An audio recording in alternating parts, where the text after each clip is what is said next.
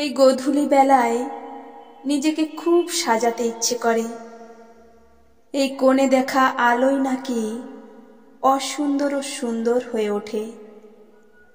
আমার আজ খুব ইচ্ছে করে নিজেকে একটু সাজাতে।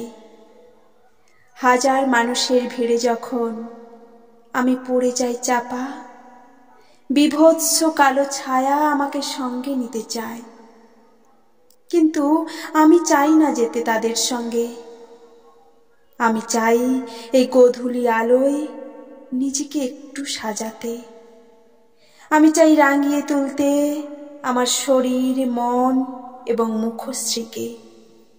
আমি চাই পৃথিবীর সবাইকে হাত তুলে চিৎকার করে জানাতে, আমিও সুন্দর।